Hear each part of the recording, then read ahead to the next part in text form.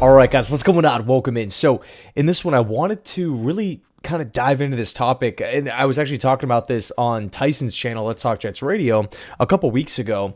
But it's in regards to the New York Jets GM vacancy. I felt like, you know what, this topic deserves a separate video, right? Because I've seen a lot of people, whether it's on national sports media outlets, or whether it's TV or what have you.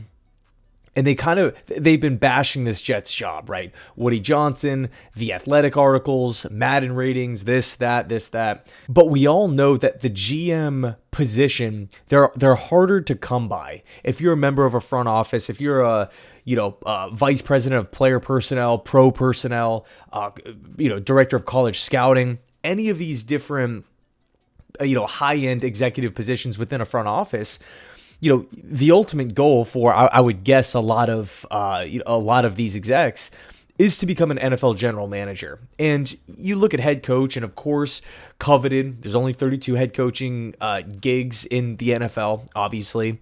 But I want to say there's 5, 6, in some cases 7 openings per year. That's a lot of openings. Like, you're going to have a lot of different cracks at becoming a head coach if you're, a young up-and-comer, like a young up-and-coming coach, or even someone who's been fired before in the past, like a Mike Vrabel. He's going to have plenty of opportunities this upcoming cycle. And of course, in 2026 and 2027, there's always going to be head coaching opportunities. But with general manager, again, these seats don't come open that often.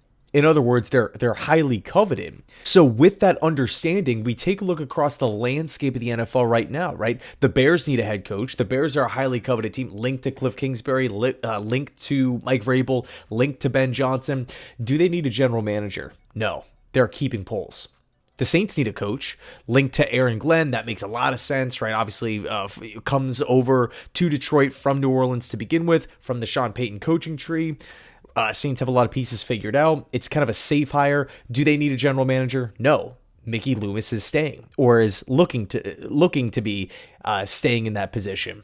Do they need a general manager? Nope. It's looking like Mickey Loomis is going to be sticking around.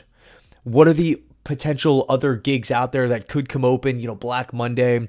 I would argue the Giants with Brian Daboll and Joe Shane, but it's looking right now like you kind of feel like with all these blowout loss after blowout loss, you get the report the following day.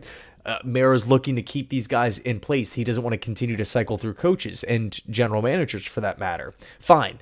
It works out for us. It's one less GM and head coaching opening out there. So I am all for the Giants keeping those guys in place. You move down the list, right? The Las Vegas Raiders.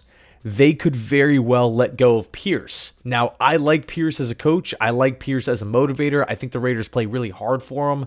But just with the amount of injuries, with the amount of youth, the lack of talent, the quarterback position, it's just been a tough year for Pierce and the Raiders. With Tom Brady coming in, could he make or could he maybe influence the team to move on from an Antonio Pierce to hire a Mike Vrabel? Sure, right? There's a ton of speculation that's going to happen.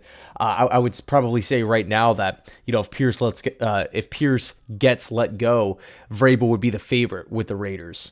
I think that makes just a lot of sense. But again, going back to the GM position, would they fire Tom Telesco? They just brought him in, so you kind of think that like if the Raiders move on from Pierce, you got to imagine that they're going to be keeping Telesco. 1 year for a general manager is not enough time. You kidding me? Telesco's, I would assume, I think it's safe to say that Telesco's going to remain as the general manager of the Vegas Raiders. Who else? The Jacksonville Jaguars. Here's where things get a little interesting, right? Trent Baalke, Doug Peterson. I think both of those guys are realistically going to be out.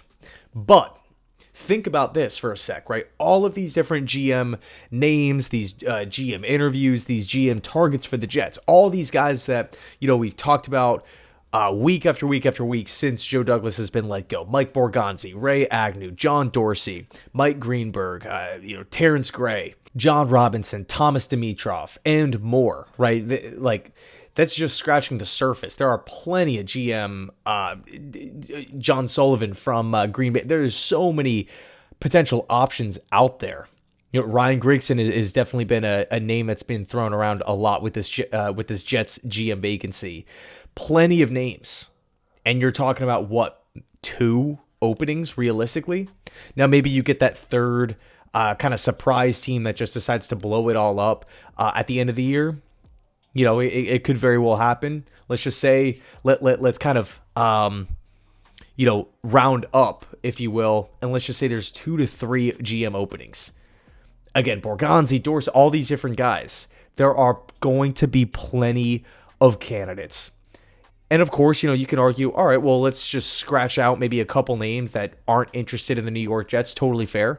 But it's not like we're only dealing with 3 to 4 candidates. I could probably list off 11 to 12 qualified guys right now that make a lot of sense. I find it very hard to imagine, again, for a highly coveted position, a general manager gig that is going to be paid a lot of money. I would assume because of Woody Johnson's reputation, he is going to hand out a bigger contract. Joe Douglas got a 6-year deal. Joe Douglas was the highest paid general manager in football. So the Jets are they're obviously willing to go to those lengths to get the guy that they want. So in all honesty, I do believe that the Jets are going to be fine with bringing in the next GM. Of course, they got to nail the hire, but I do think there's going to be significant interest in this position. So I just wanted to talk about that hidden benefit because, whatever, you can, trash the Jets and talk about the owner and talk about the Madden ratings and all these, situations and scenarios that have popped up throughout the years, the playoff drought, the losing, whatever it may be, the Aaron Rodgers, mystery on what's going to happen after the year. But it's still a GM spot. And if there's only 2 open, again, I'm assuming Jacksonville's going to come open, but I can't really see any other team making a full-on move like that. I mean, do the Titans just clean house? It kind of feels a little premature. Again, Jets, Jags. So if you're one of these guys, you're obviously going to take an interview. You're going to listen to what the Jets have to offer. So anyway, let me know your thoughts down below in the comment section. Merry Christmas. I hope you guys have a great holiday. Spend time with your friends, your family, and as always, go Jets.